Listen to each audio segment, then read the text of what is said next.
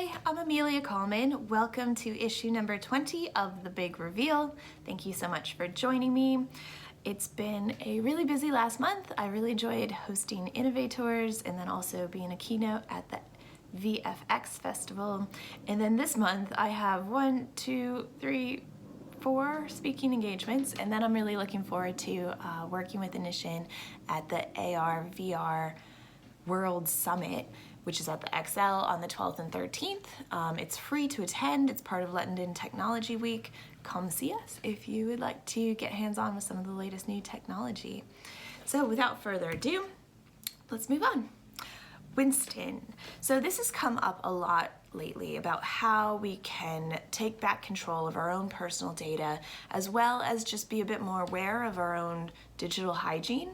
And Winston is an answer to this. So this is currently being kickstarted, and what it is it's a plug-and-play privacy device that allows you to reclaim your use of the internet and all your connected devices to stop tracking, spying, hacking, and brands using your data in ways that you don't want them to.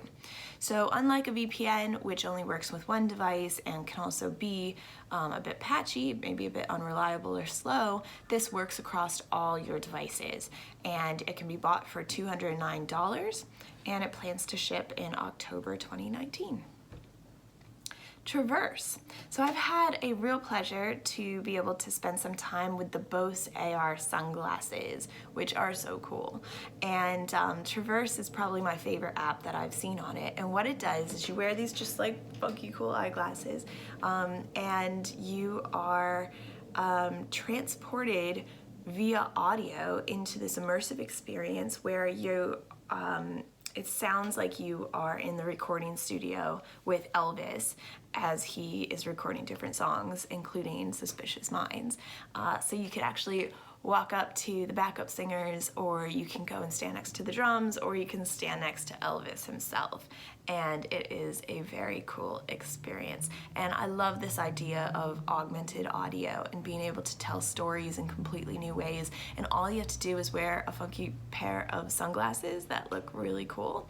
To me, this is a step forward and has lots of great possibilities. Runway is a desktop application that lets anybody play with artificial intelligence. You don't have to have any kind of technical background to be able to do this. So it uses GANs, so they are generative adversarial networks. So these are AIs that let you manipulate text, pictures, things like facial recognition, text recognition, all this kind of stuff. And basically you can just have a play around and create your own artificial intelligence experiences. So I recommend checking that out. Hipanda is a Chinese streetwear brand that has opened a flagship store in Tokyo, and they have an entire customer journey that uses augmented reality. So from the moment you walk in with your mobile, you have a panda that jumps out and greets you, and then it takes you through this entire haunted house scenario where you're going around and you're trying to find these other characters. And through this application, all the clothing comes to life, these pandas come out, they start talking to you, and it looks like a genuinely cool experience. So what they've also done is incorporated it with the design of the place. So the design, the lighting has been made so that there's no shadows and there's lots of mirrored walls. So they're calling this an entire augmented experience, or AE, because it really tries to blur the lines between physical and digital in store. Lilium is a German startup that has just debuted a 5-seater jet-powered all-electric taxi aircraft. Okay, so by 2025, they expect to be fully operational within cities. And so instead of taking an Uber or Lyft, we'll be able to use an app to take a flying taxi. So it takes off vertically and then flies horizontally and then comes down vertically, which is interesting.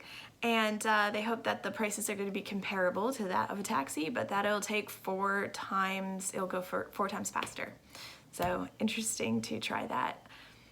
Dali Lives. So this is a really exciting installation that is at the St. Petersburg the Dali Museum in St. Petersburg, Florida. And what they've done is they've done deep fakes, essentially. So they've taken all these old movies of Salvador Dali and then been able to study it with a machine learning algorithm and then replicate it onto an actor. So what happens is you have this experience where you feel like you're interacting with Salvador Dali in real time. And at the end, he even takes his phone out and takes a selfie with you. So they found that it was a really good way to allow audiences to have an emotional connection with him as a person and see him less as, or not just as an artist, but then also to have this kind of empathy and emotional connection, which I think is a really good use for machine learning. Rognan is robotic furniture. So this is something that IKEA and Ori have revealed recently, that they have teamed up to create this new style of furniture for urban living. So it's originally going to debut in the Chinese and Japanese markets, I believe. And basically it can turn space from a bedroom into a closet, into a sitting space, just with the touch of a button. And the furniture is also smart so that it knows it's not gonna run somebody over or like hit a cat or something. So really cool to see that is, that we're into the age of robotic furniture and flying taxis. Inkbit, so this has taken 3D printing to the next level because it incorporates machine vision and artificial intelligence. You'll see there's a bit of a theme going on here. Basically, everything these days that's really innovative and cool and cutting edge is starting to include machine vision and or machine learning and artificial intelligence. So basically it's given machines, 3D printers, eyes and brains. So the vision system can scan the layers of the objects being printed and correct errors as it goes. While the machine learning system uses this information to be able to predict warping behavior and create more accurate final products. So they hope that this will now make it easier for us to print products that we've never been able to print before, and potentially could really disrupt production processes in multiple industries. Roboats. So while some cities are talking about autonomous vehicles and what we can do for that, Amsterdam is partnered with MIT to create roboats, so autonomous boats for their canals that will be able to recognize each other, join up and link to create bridges, to transport people, to have floating markets, to collect waste, collect trash, and then also collect data about the city. Yeah, those are pretty cool.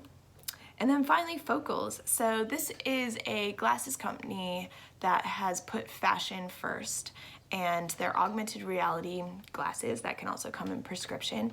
They retail for about $599. They have pop-up shops in Brooklyn and Toronto. But they're very cool in that it's similar, it's the next stage of like your smartwatch or your mobile phone, that you can stay connected with your friends and family, you don't have to look down. It has augmented reality on the lenses, nobody else can see except for you. So you can check out weather, it can help you navigate, it has Alexa built in, so it can also play music, you can hear the news, see the weather, and also control your smart home. So that is what I have for you this month. Thank you so much for joining me, and I hope you enjoyed it. And if you did, feel free to share, like, subscribe, all that good stuff. Until next time, have a good one.